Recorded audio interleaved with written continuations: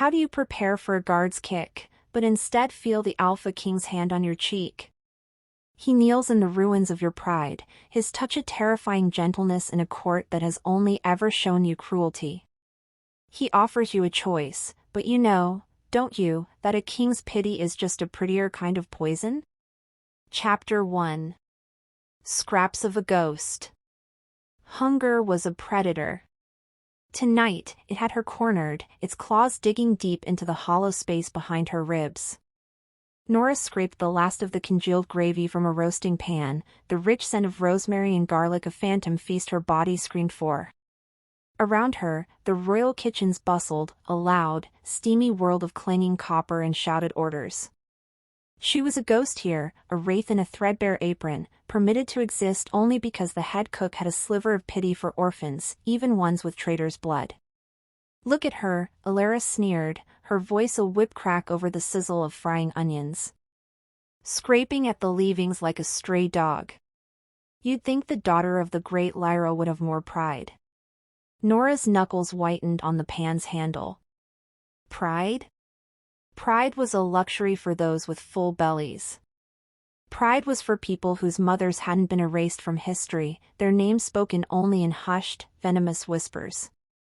She didn't know the full story of what her mother had done, no one did, not really, only that it had been unforgivable, a betrayal that had left Nora with nothing but a cursed name and this gnawing emptiness. That was one secret the pack elders kept buried deep. Following that bitter thought, another one surfaced, colder and sharper. "He's here," a scullery boy whispered, his eyes wide as he burst through the service doors.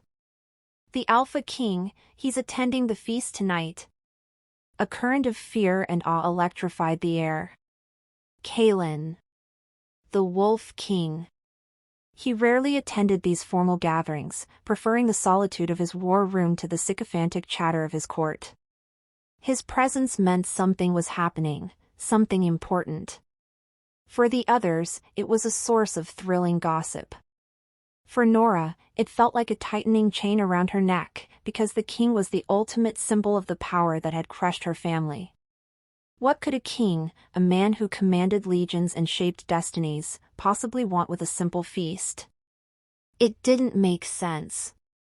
And yet, an awful, treacherous curiosity began to bloom in her chest, a desperate need to see the man who was her opposite in every way. The man she should despise most in the world. Chapter 2. A Taste of Ruin.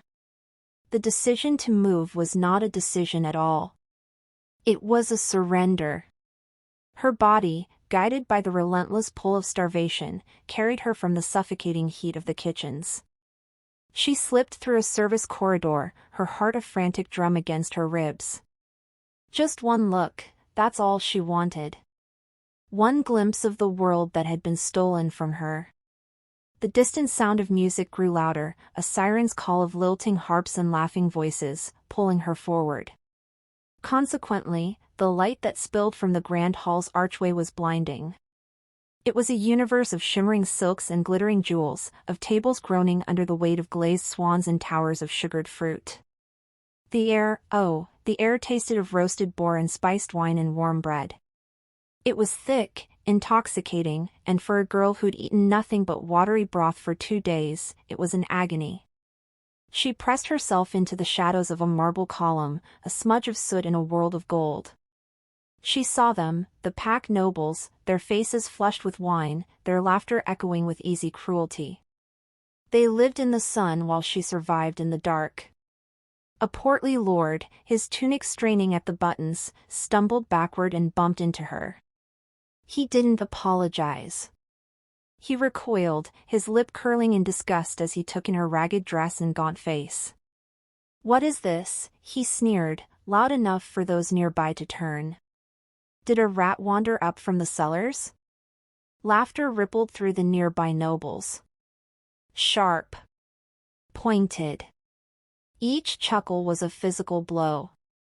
Nora's face burned with a shame so hot it felt like it was peeling her skin away. She tried to step back, to melt into the stone, but her legs wouldn't obey. The room began to tilt, the golden light fracturing into 1,000 brilliant shards. the scent of food became a suffocating wave. Her pride, the only thing she had left, finally cracked. And the world went black. Chapter 3. The Tyrant's Touch. Silence was the first thing to return.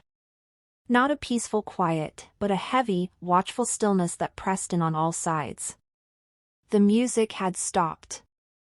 The laughter was gone. Nora's cheek was cold against the marble floor, the sharp edges of the tiles digging into her skin. She blinked, her vision swimming. A forest of legs and fine-hemmed gowns surrounded her, a silent circle of judgment. Why weren't they kicking her out? Then she heard it. A single, deliberate footstep. Then another. It wasn't the hurried shuffle of a servant or the clumsy tread of a guard. No, this was the sound of pure authority, each step measured and absolute. A shadow fell over her, eclipsing the chandeliers. A scent cut through the lingering aroma of the feast, something wild and clean, like pine needles after a storm and the cold promise of steel. It was a scent of absolute power. An alpha's scent. She didn't need to look up to know. Her heart seized. He was kneeling. The king was kneeling in the ruins of her pride. She squeezed her eyes shut, wishing the floor would swallow her whole. How do you prepare for a guard's kick, but instead feel the Alpha King's hand on your cheek? His fingers were calloused, warm, and the touch was a terrifying gentleness that sent a jolt through her entire body. "Open your eyes," he commanded. His voice was not a shout, but a low, gravelly rumble that vibrated straight through her bones. She couldn't. She wouldn't. This had to be a dream, a hallucination brought on by hunger. But then something soft and warm brushed against her lips. Bread. He was holding a piece of bread to her mouth. The aroma was dizzying, an unbearable temptation. Do you accept the food that could save your life, even if it's from him? Her body made the choice for her. Her lips parted, and as she took the smallest bite, his skin brushed hers. And the world exploded. It wasn't a sound. It was a feeling, a blinding, silent detonation deep in her soul. A snap, as if a chain she never knew existed had been pulled violently taut, connecting them. Images, feelings, sensations that were not hers flooded her mind, the weight of a crown, the scent of rain on a battlefield, a lonely ache that mirrored her own. It was him. She was feeling him. The bread turned to ash in her mouth. She finally forced her eyes open and stared up into the furious, golden gaze of the Alpha King. He looked just as stunned as she felt, his face a mask of disbelief and rage. He was her mate. And from the look in his eyes, he had just realized his destiny was his doom. Chapter 4. The Cage of Kindness. The room they put her in was a stone box, a deliberate void of comfort. A cot stuffed with straw, a bucket for water, and a single high window showing a sliver of mocking blue sky. Time stretched into a sluggish, gray river.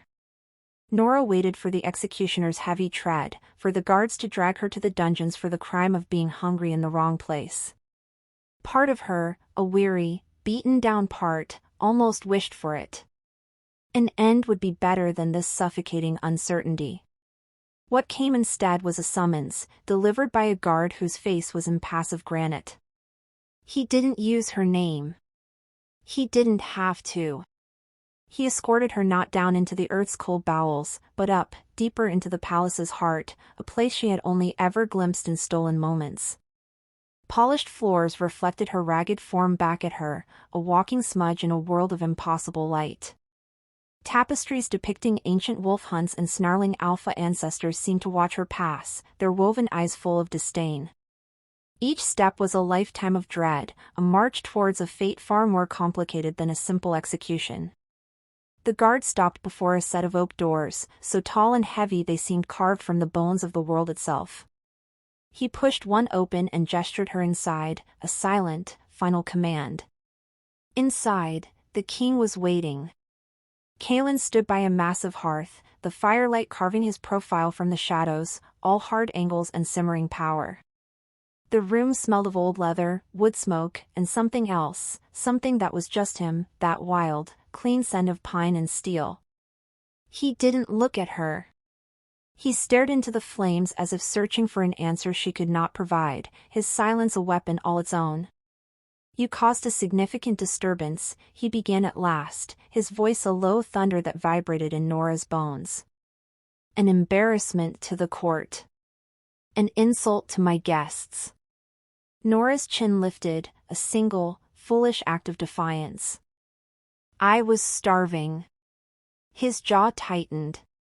For a heartbeat, a flicker of something raw, a pain so sharp it stole her breath, flashed across their bond before it was gone, hidden behind the iron mask of command. "Your circumstances are not my concern. Your actions, however, are. You cannot return to the outer kitchens, because your presence there would only invite more gossip, and I will not have my court whispering about strays." The word was a slap. He finally turned, his golden eyes pinning her to the spot. "You will work here. In the royal wing kitchens. You will be watched. This is your punishment. A cage. Not of bars, but of suffocating proximity." He was punishing her by keeping her close, and as the doors closed behind her, leaving her alone in the grand, silent hallway, she had to wonder, was he punishing her, or himself? Chapter 5. A Dance of Sparks. The royal wing kitchen was a different beast entirely, a place of silent, efficient terror where the head chef, a woman with eyes like chips of flint, ruled with a whisper and a glare. Here, the ingredients were finer, the standards impossibly high, and the scrutiny was constant. Nora was an unwelcome specter, a problem no one knew how to solve.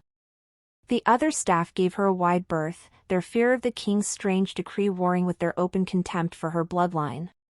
She was given the most menial tasks, peeling a mountain of potatoes until her fingers were numb, scrubbing floors until her back screamed in protest. But the physical labor was nothing compared to the other torment. Him. He found excuses to be there, phantom reasons that drew him into her orbit like a moth to a flame he desperately wanted to extinguish. A sudden inspection of the wine cellars connected to the larder. A sharp complaint about the temperature of his morning tea that required his personal oversight. He would appear like a storm cloud on the horizon, his presence sucking all the air from the room, and though he never spoke to her, she felt his gaze like a brand on her skin. He was watching her, always watching, his focus a heavy weight. One afternoon, a heavy crate of apples slipped from her numb fingers, spilling and rolling across the stone floor with a series of dull thuds. Before she could even bend down, he was there, moving with a predator's impossible speed, having just entered for yet another inspection. They both reached for the same bruised apple. His fingers brushed hers. A jolt, sharp, searing, and painfully alive, shot up her arm. She gasped, snatching her hand back as if burned. He recoiled just as fast, a muscle feathering in his powerful jaw. For a second, the king was gone, and in his place was just a man looking at her with a raw, desperate hunger that had nothing to do with food, a loneliness so profound it echoed in the empty spaces of her own soul. Then the mask slammed back down. "Be more careful," he snarled, his voice rough. He turned on his heel and stalked away. From across the kitchen, a noblewoman named Lady Seraphina, who often advised the Queen Mother, paused in her conversation with the chef. She had seen it. All of it. Her lips, painted a blood red, curved into a slow, knowing smile. "The king," she murmured, her voice like honeyed poison, "takes such a personal interest in the kitchen staff these days." Her eyes, cold and calculating, met Nora's, and in their depths was the distinct gleam of a wolf that has just scented a weakness in the pack. Chapter 6. The Starving Wolf Prophecy. They dragged her into the throne room to serve wine during a high council meeting. It was another calculated humiliation, another way to remind her, and everyone else, of her precise place in the world. She moved like a shadow along the edges of the great hall, the heavy silver pitcher trembling in her hand. She kept her head down, her focus on pouring the ruby liquid into ornate goblets, trying to be invisible. The lords of the pack, alphas from the northern ridge and the sunken valleys, were arguing. The words were the usual snarls of politics, border disputes, hunting rights, a challenge to a rival's claim. It was the sound of power clashing, a noise Nora had learned to fear. Kalen sat on the obsidian throne, a figure of bored, lethal stillness, letting his wolves test each other. Suddenly, the great doors creaked open, silencing the debate. A hush fell over the council as an old woman, her back bent like a question mark and her frame draped in gray shawls, shuffled into the hall. The guards did not move to stop her. It was Alara, the pack seer, and her visions were a power even kings did not challenge. Her eyes were clouded with the white film of cataracts, but Nora knew she saw more than anyone in this room. The seer stopped at the foot of the throne, her head cocked as if listening to a voice no one else could hear, a whisper from the threads of fate. "My king," she rasped, her voice thin and dry as autumn leaves. "A vision, it comes unbidden. It demands to be known." Kalen leaned forward, his disinterest evaporating like mist, replaced by the sharp, focused attention of an alpha who senses a true threat. "Speak, old mother." The ancient woman turned her head, her milky eyes seeming to sweep across the entire room before they landed, directly on Nora. A cold dread, slick and oily, slithered down Nora's spine, rooting her to the spot. She was trapped in the seer's sightless gaze. "I see a throne trembling," the seer chanted, her voice growing stronger, imbued with an eerie power that filled the hall. "I see a chain of fate, forged in fire and hunger. I see a crown of gold and a crown of thorns." She raised a bony finger, pointing directly at Nora, who froze with the silver pitcher clutched in her hand. "Beware the starving wolf," the seer cried out, her voice echoing in the cavernous room, each word a hammer blow.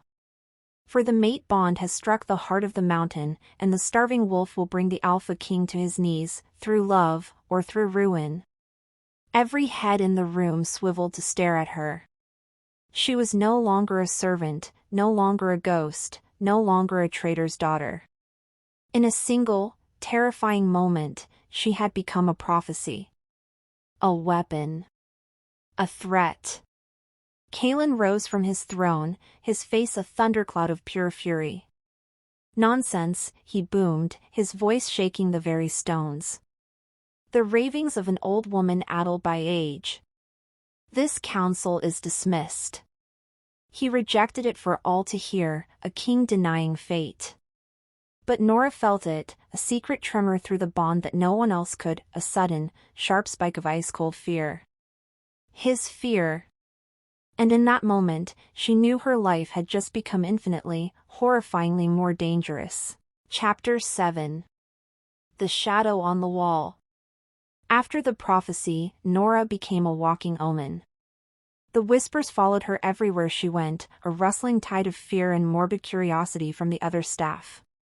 They no longer mocked her openly, instead, they gave her a wide berth, their eyes tracking her as if she might suddenly erupt in magical flames.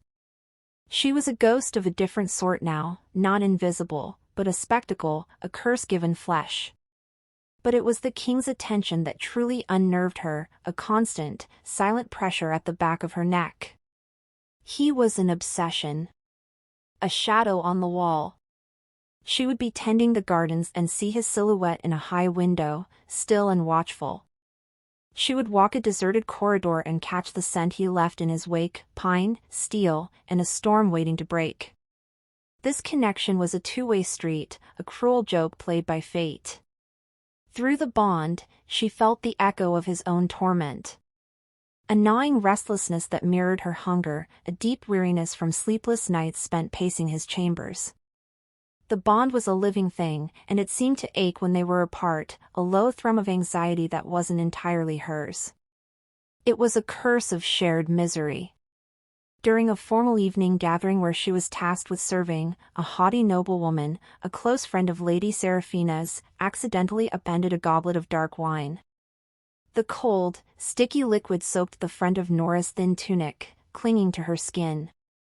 A collective gasp, then a wave of malicious snickers from the surrounding lords and ladies. Before Nora could even process the humiliation, a low growl ripped through the room, a sound so primal and full of menace it silenced every whisper. Kalen stood 20 feet away, his knuckles white where he gripped a marble balustrade. His eyes, they were no longer human. They blazed with a feral, golden light, a promise of violence so potent that even the armed guards took an involuntary step back.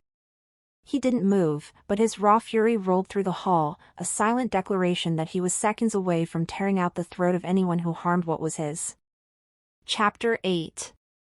A dangerous lesson. The next morning, he dragged her from the kitchens, his grip on her arm firm but not bruising. He pulled her into the royal training yard, the air thick with the smell of dust, sweat, and distant steel. He looked exhausted, his face drawn and tight, dark circles under his eyes. This was not a whim. This was a compulsion. "You are a target now," he stated, his voice flat and hard, leaving no room for argument. "You will learn to defend yourself, because I will not have my kingdom destabilized by your weakness." He didn't say our weakness, but she felt it thrumming between them. He pushed a heavy wooden practice dagger into her hand, it felt clumsy and foreign. His lessons were brutal and unforgiving. He moved like a dancer made of shadows and steel, showing her blocks, strikes, and how to turn an opponent's weight against them. Again, he would command, his voice a relentless growl. He was a harsh teacher, but his instruction was intensely physical.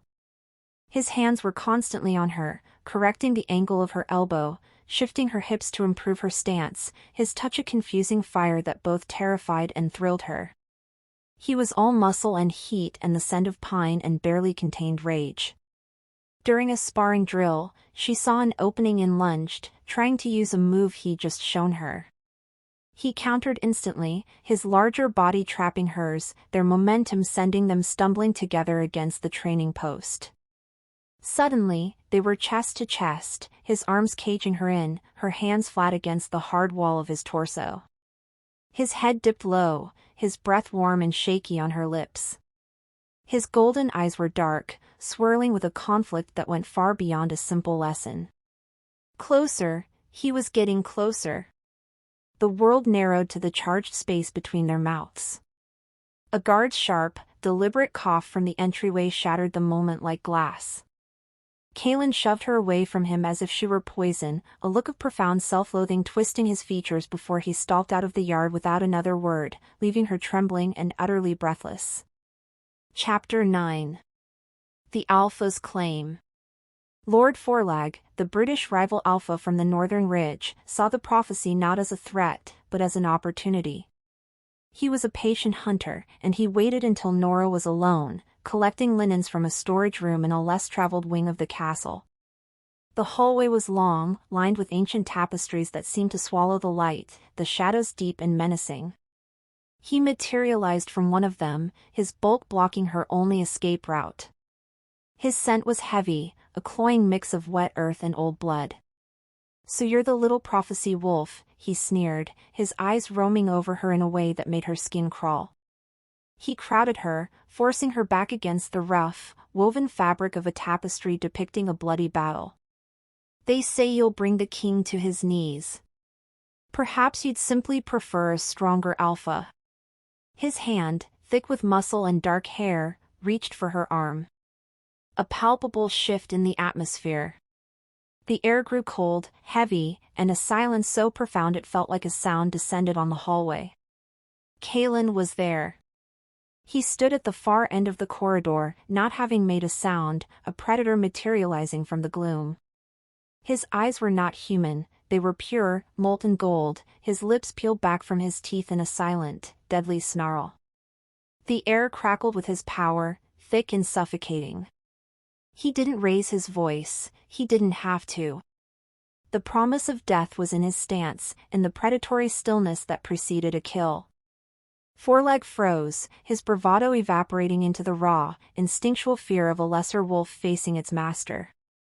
"Touch her," Kaelin breathed, the words a guttural rumble that was more wolf than man, a vibration that shook the very stones. "And I will tear your pack from this world, root and stem." He took a single, deliberate step forward, placing himself directly in front of Nora, shielding her completely with his body. "She is under my protection." The declaration hung in the air, an undeniable, possessive claim that shattered his public denials and drew a new, bloody line in the sand for all to see. Chapter 10. A Secret Kindness. He came to her late at night, a ghost in the suffocating silence of her small stone room. Kaelin didn't knock. He simply appeared, a shadow detaching itself from the deeper gloom near the door, and the scent of pine and cold night air filled the space. He carried a small tray. On it was a roasted chicken leg still steaming, a thick slice of yellow cheese, and a warm, flour-dusted roll.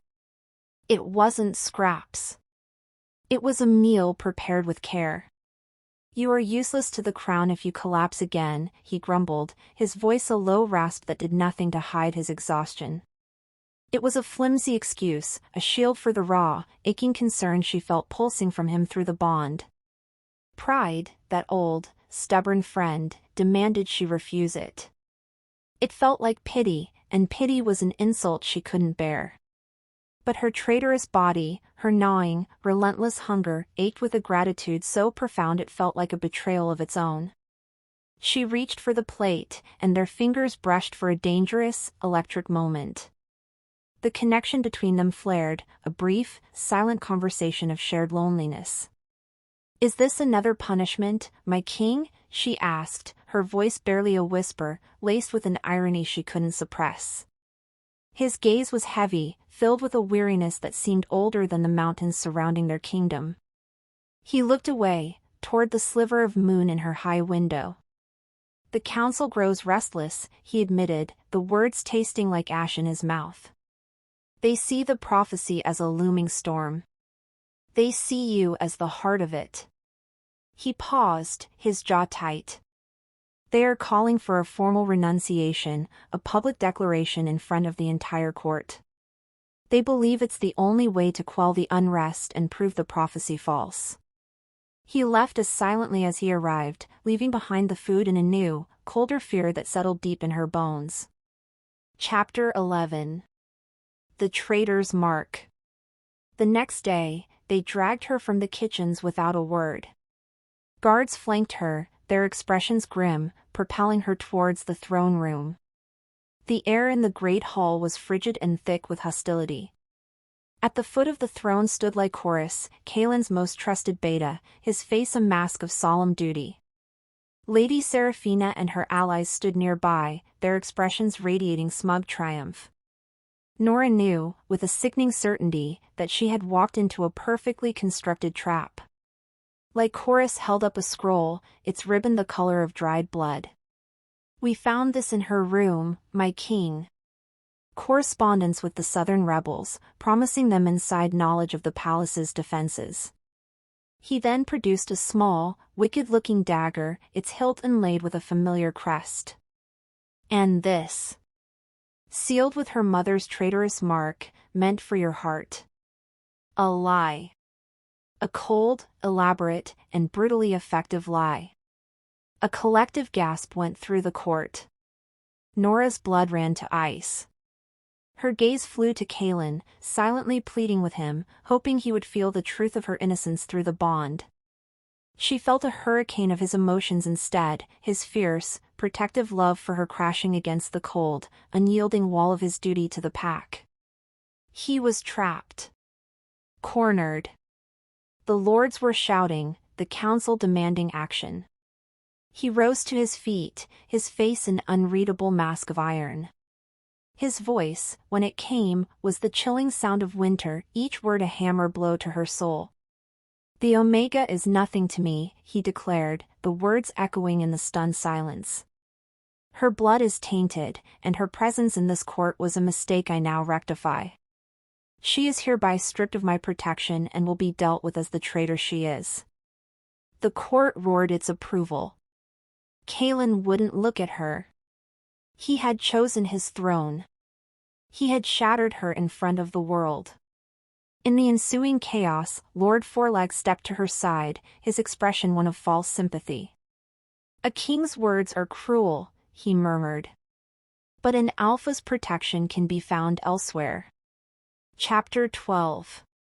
A taste of venom. Humiliation was a bitter cloak, heavy and suffocating. Nora sat alone in the gardens, the king's brutal rejection echoing in her ears, replaying over and over again. He had left her to the wolves. She was truly, finally, alone. It was in this haze of despair that Lady Seraphina approached, a vision in emerald silk, carrying 2 silver goblets of wine. Her smile was a painted slash of red, a perfect mask for her venom. "A terrible ordeal," she cooed, her voice dripping with false sympathy as she offered a cup. "You look like you need this. A little something to calm the nerves and toast to survival." Nora's hand trembled as she took it, the silver cold against her skin. Perhaps a moment of oblivion was what she needed. She saw the triumph in Seraphina's eyes, the predatory gleam of a rival who has finally, decisively won. She lifted the goblet to her lips, the dark liquid smelling of sweet berries. It shattered. Kaelin was there, a blur of motion and raw fury, having smashed the cup from her hand. Shards and dark wine sprayed across the flagstones. He ignored the gasps from the nearby nobles, his golden eyes fixed on the spilled liquid, his nostrils flared in a silent snarl. Through the bond, she felt it all, a wave of pure, undiluted terror from him, for her, and the acrid, chemical scent his alpha senses had detected in the wine. Wolfsbane. A deadly poison. His public rejection had been a lie. This frantic, desperate, and very public act of saving her was the truth. And now, as he stood over her like a guardian beast, the entire court knew it too. Chapter 13. Whispers of a liar. In the chaotic aftermath of the poisoning, Kaelin was a whirlwind of fury, interrogating guards and placing Lady Seraphina under arrest, yet he never once spoke to Nora. He left her standing in the gardens, her heart a tangled mess of gratitude and confusion. He had saved her, yes, but he had also left her utterly alone in the wreckage of his court. It was into this silence that Lord Fourleg slithered, his voice a sympathetic poison that was far more dangerous than wolfsbane. "You see his gain now, don't you, little wolf?" he murmured, his presence unsettlingly calm. "He throws you to the wolves, then plays the grand protector. You are a pawn, a tool he uses to display his power to the council. He set you up for that rejection, and he set you up for this rescue. It's all a performance." He stepped closer, his gaze intense. "I offer you something real. A place of honor in my pack, where your strength would be celebrated, not used as a political chess piece. Come with me. Choose a life, not a gilded cage." For a heart-stopping moment, his words made a terrifying kind of sense. Kaelin's public cruelty was still a fresh, bleeding wound, his silence now a confirmation of her isolation. Why not escape? Why not choose a different fate, however dangerous? As she hesitated, a shadow fell over them. Kaelin was there, his face pale with a fury that felt different from before. It was hurt. He ignored Fourleg completely, his golden eyes locking on Nora. Through the bond, she felt a wave of raw, aching betrayal that was entirely his, a silent scream of disbelief. "You would even consider it?" he breathed, his voice dangerously quiet, all the rage and power contained in a whisper that cut deeper than any shout. "You would run to a bottom-feeding cur like him?" The accusation in his tone, the sheer pain of it, left her feeling guiltier than any public condemnation ever had. Chapter 14. The Omega's Spark. The kingdom began to fracture, the whispers of the court becoming the rumblings of an earthquake. a breathless messenger, mud-splattered and exhausted, burst into a tense council meeting with news from the outer territories.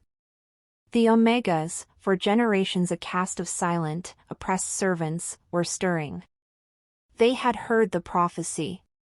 They had heard the tales of the Alpha King's obsession with a starving Omega girl, of him saving her from poison, of him challenging his own court for her. Inspired by her unwilling defiance, they were walking away from their posts. It was not a violent war, not yet. It was a powerful, silent act of civil disobedience. Kitchens grew cold, nurseries fell quiet, and the intricate machinery of the pack's daily life began to grind to a halt.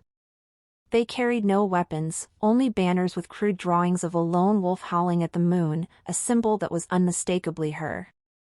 Nora, forced to witness the report from the edge of the room, was horrified. This was a nightmare. She had never asked to be a symbol, she had only ever wanted to survive. Now she felt the crushing weight of thousands of lives, their hopes and their risks tied directly to her own existence.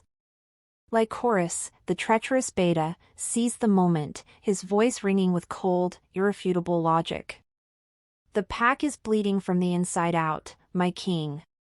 This unrest is your bond made manifest, a plague of sentiment. The lords and the people demand a choice. He looked from Kaelin to Nora, his eyes devoid of all emotion. Choose her, and you forfeit the crown.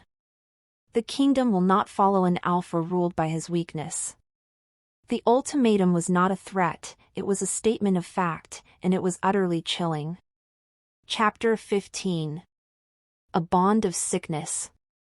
To appease the council and quell the rebellion, Kaelin tried to sever himself from her. It was a desperate, political move, a king trying to amputate his own heart to save his body. He locked himself in the war room, refusing to eat, refusing to sleep, burying himself in maps and strategy. He put a continent of cold, deliberate distance between them within the same castle walls, and the bond, denied and starved, began to turn toxic. Nora felt his decline as if it were her own. It started as a chilling cold that no fire could warm, a phantom weakness that made her legs tremble as she worked. Then came the sharp, stabbing pains in her chest, so sudden they would steal her breath. She was feeling the echo of his agony, the physical manifestation of a spiritual wound. He was shutting down, and he was dragging her with him. The terror reached its peak that night. It came not as a feeling, but as a vision, a dream so vivid it felt more real than waking. She saw him slumped over a massive oak table in the war room, his skin pale and slick with a feverish sweat. The golden light in his eyes, normally so bright and fierce, was dimming to a faint ember. The great Alpha King, the heart of the mountain, was reduced to a failing shadow. She felt his life force flickering, a candle flame about to be extinguished by the wind. She woke with a gasp, her body drenched in cold sweat. The truth hit her with the force of a physical blow. This was no longer about politics, or choice, or even love. This was about survival. The bond was a lifeline, and by trying to cut it, he was killing them both. Chapter 16. The Mountain Falls. Panic was a living thing in her throat, a wild bird beating its wings against her ribs. Nora ran through the castle corridors, ignoring the strange silence, driven by the terrifyingly vivid vision of Kaelin dying. The usual guards at the entrance to the royal wing were gone, replaced by unfamiliar, hard-faced wolves wearing the gray and white sigil of the northern ridge, Forlag's men. A cold dread, far deeper than her fear for Kaelin, began to seep into her bones. She was too late. The castle was already bleeding from within. She rounded a corner and the chaos erupted. Shouts echoed from the great hall, followed by the sharp, ugly clang of steel on steel. It wasn't a clean takeover, it was a brutal, bloody coup. She was caught in the middle of it, a ghost in a war zone. She tried to duck into an alcove, to disappear, but a massive shape blocked her path. It was Forlag. His earlier pretense of sympathy was gone, replaced by the cold, brutal triumph of a patient predator who had finally cornered his prey. "Looking for your king?" he mocked, his voice a low growl. His men, their swords drawn and splattered with fresh blood, surrounded her, cutting off any hope of escape. "He is indisposed. Sick from his unnatural bond with you. The council has sanctioned my intervention to restore order. A new alpha will lead this pack, an alpha who is not a slave to a worthless omega." His words confirmed her deepest fear: she was the cause. Her very existence was the weakness he had exploited. Before she could scream, a heavy, rough-spun cloth was shoved over her face, plunging her world into a suffocating, silent darkness. She was a captive, a catalyst, and a casualty in a war she had never wanted. Chapter 17. The Architect of Ruin. She awoke on the cold stone floor of the same cell where this entire nightmare began. The circularity of her fate was a cruel, mocking joke. Hope was a lie. She had run and fought and bled only to end up right back where she started, alone, in the dark, deemed worthless. The heavy door creaked open, its groan echoing in the crushing silence. She expected Forlag's leering face, but the figure that stepped inside was far worse. It was Lycoris, Kaelin's most trusted beta, his face calm and composed as if he were attending a tedious council meeting. "It is a shame it had to come to this," he said, his voice as smooth and cool as polished stone. "He is a great alpha. But his judgment has been compromised." Nora stared in disbelief, the pieces of the puzzle clicking into place with horrifying clarity. "You," she whispered, her voice cracking. "Of course," Lycoris admitted without a hint of remorse, his posture relaxed, his hands clasped behind his back.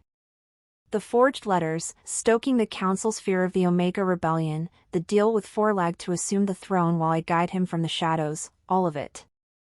A necessary, if unpleasant, series of maneuvers." He looked at her not with hatred, but with a chilling, academic pity. "The bond is a cancer, you see. He would have let the entire kingdom burn for you.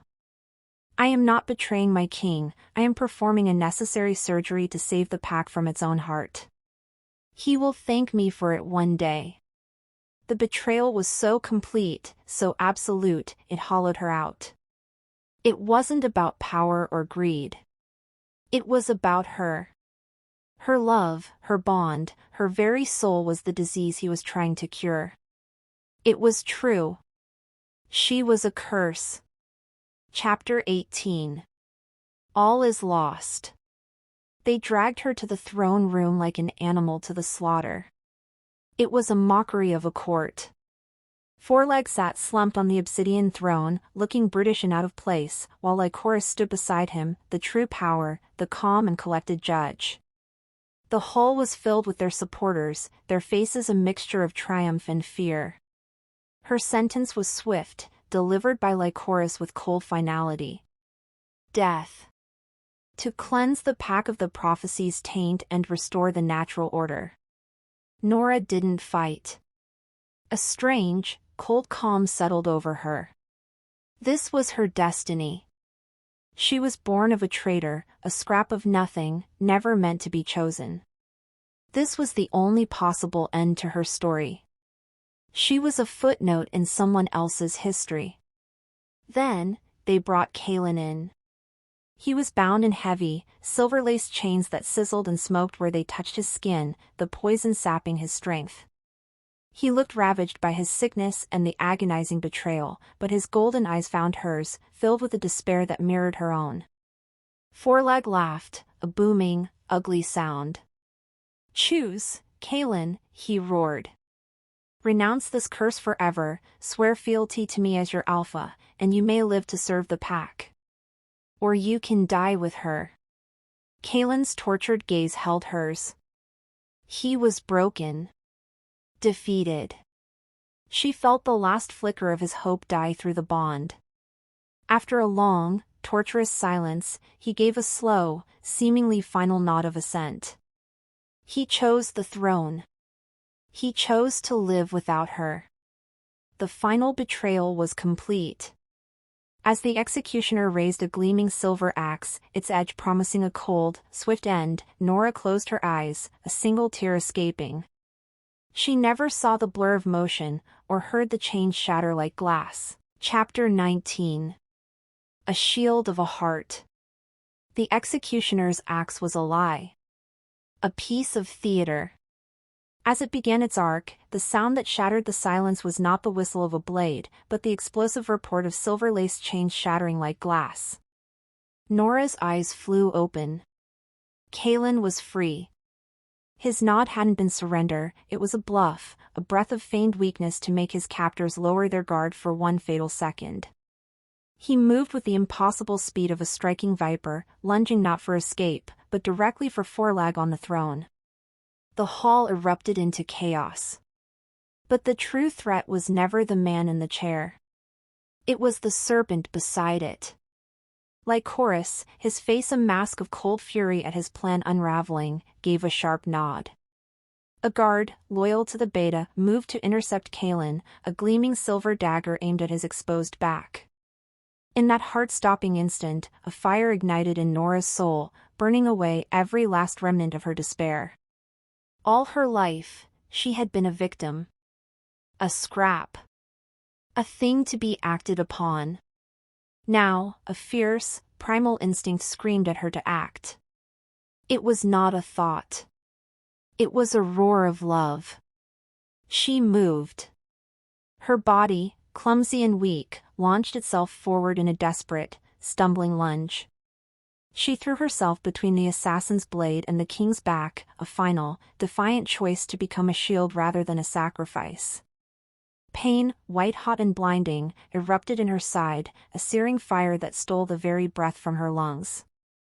A choked gasp tore from her lips as she crumpled. Kalen turned. He saw the dagger buried in her flesh. He saw her falling. And a sound of pure, untamed agony ripped from the depths of his soul, a wolf's roar that shook the very foundations of the castle and promised a world of ruin for those who had harmed his mate. Chapter 20. The Unchained Wolf. From a haze of blinding pain, Nora watched the world ignite. Kalen was no longer a king bound by duty, no longer a man torn by conflict. He was a force of nature. A storm of righteous fury. The world blurred into a maelstrom of motion and sound, anchored only by the searing agony in her side and the earth-shaking sound of his rage. He moved with a speed and brutality that was terrifying and beautiful to behold, his power unleashed and unchained. Foreleg's men, so confident moments before, were scattered like leaves in a hurricane, their armor and their resolve useless against this primal force. Through the bond, even through the fire of her wound, she felt the war inside him finally end. The endless, agonizing conflict between his crown and his mate was gone, burned away in the crucible of his grief and rage. There was only one thing left in his entire universe, her. A singular, ferocious purpose now guided his every move. His love, the thing he had feared and suppressed, the supposed weakness that Lycoris had tried to carve out of him, was now his ultimate weapon. She could feel it radiating from him, a terrifying, possessive power that cowed his enemies into submission. He was not fighting to reclaim his throne or to restore order. He was fighting for her, for the mate they had tried to take from him. And as she watched him carve a path of destruction through his betrayers, she understood a fundamental truth, that single-minded devotion made him infinitely more dangerous and more powerful than his enemies had ever anticipated. Chapter 21. A Queen's Demand. The fighting stopped as quickly as it began. The throne room was a wreck of overturned furniture and groaning bodies. Kalen stood in the center of it all, his chest heaving, his hands stained with the blood of his enemies. He had decimated his opposition, leaving the survivors, including a stunned Lycoris and a terrified Foreleg, surrounded by the few guards still loyal to their true alpha. His fury vanished the second his gaze fell on her, replaced by a frantic, desperate love. He rushed to her side, kneeling in a pool of her own blood. Nora, he breathed, his voice cracking, his hand reaching to cup her face, to claim her, to complete the rescue. But the girl he was trying to save was gone. The pain had burned her clean of her old fears, of her ingrained worthlessness. Clutching her bleeding side, she found a new strength, forged in agony and choice. She caught his wrist, her grip surprisingly strong. "No," she whispered, her voice weak but astonishingly steady. He froze, his golden eyes wide with confusion and hurt. "This isn't enough," she repeated, looking past him at the terrified court. "I will not be a prize won in a battle. I will not be a prophecy fulfilled by your rage. I am not your ruin, and I am not your salvation." She met his gaze, no longer a starving girl begging to be chosen, but an equal demanding her due. "I am a choice. Your choice. Now, make it in front of them all. Not as my protector, but as my partner." Her ultimatum hung in the charged air, a challenge that demanded not just victory, but a revolution. Chapter 22. Two Crowns. Kaelin looked down at Nora, her defiant words hanging in the charged air between them. Her ultimatum was the final test, the last piece of a puzzle he now understood completely. He rose, not with the explosive fury of a warlord, but with the deliberate grace of a king who has finally understood the nature of his own strength. He gently helped Nora to her feet, supporting her weight as she swayed, her hand pressed against her bleeding side.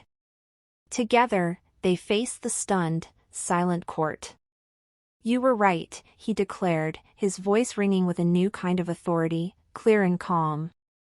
His gaze swept over the terrified lords and landed on the treacherous Lycoris. "The bond has brought me to my knees." He then looked down at Nora, his expression softening into a look of fierce, unbreakable devotion that was more powerful than any snarl. "But you mistook reverence for weakness. You mistook devotion for ruin. A king who cannot kneel for what he loves is no king at all." He turned back to the court, his voice leaving no room for argument. "She is not a curse. She is my mate, my heart, my equal. And from this day forward, she is your queen." A collective, shocked gasp rippled through the hall. An Omega queen? It was unthinkable, a violation of 1,000 years of tradition. Before anyone could protest, Nora, empowered and resolute, gathered her strength. She rose onto her toes, clutching his tunic for support, and with a fierce love that shattered every law, she bit into the flesh of his neck, marking him. An Omega, claiming her alpha. A wave of pure, unadulterated power surged between them. At that exact moment, a single, brilliant beam of pure moonlight lanced through the high throne room window, bathing them both in a halo of divine, silver light. Chapter 23. The Reckoning. The moon's blessing was a verdict from a power far older than any pack law. The silent, supernatural judgment left no room for doubt. The authority of the traitors evaporated, replaced by a divine mandate that all could feel thrumming in the air. The king's loyal guard, their hesitation burned away by the otherworldly light, finally saw where true power lay. They moved as one, a wave of steel and restored loyalty. They seized Forlag, who was sputtering in disbelief, and a stunned, utterly defeated Lycoris. Kaelin, with Nora leaning heavily against him, watched them, his face a mask of cold sorrow. He addressed his former beta, the pain of the betrayal a sharp edge in his voice. "You sought to save the pack from its heart, Lycoris. Now you will see what a heartless pack looks like." His gaze hardened. "Take them to the dungeons. Their judgment for treason will be swift, and it will be delivered by their new queen." The pronouncement gave Nora a jolt of agency she had never known. As the traitors were dragged away, a wave of weakness finally washed over her, the adrenaline fading into a dizzying pain. Kaelin lifted her into his arms as if she weighed nothing, his touch gentle and sure. "I have you," he murmured into her hair. As he held her, she felt it, a warm, pulsing light from the now whole and accepted bond, flooding her wound, soothing the agony, and beginning the slow, miraculous process of knitting her flesh back together. Their connection, once a source of torment, was now literally saving her life. The immediate danger was over, but a new story was just beginning, carried on the whispers of a revolution. Chapter 24. A New Dawn. Weeks later, the wound in her side had become a thin, silvery scar, a permanent reminder of the price of their new world. She walked beside Kaelin through the castle halls, not in servants' rags or borrowed gowns, but in simple, elegant robes of her own choosing.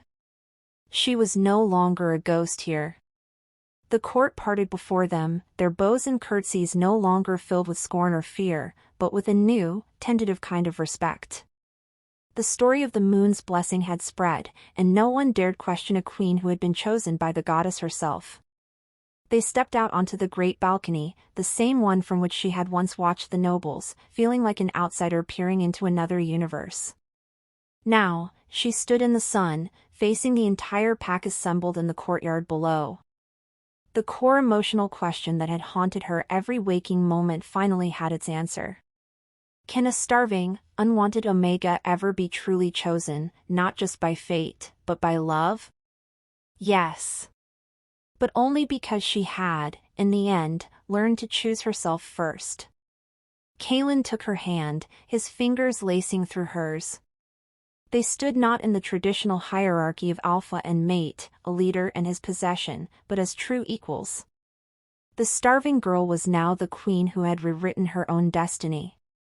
The ruthless king was now the partner who had learned that true power was found in devotion.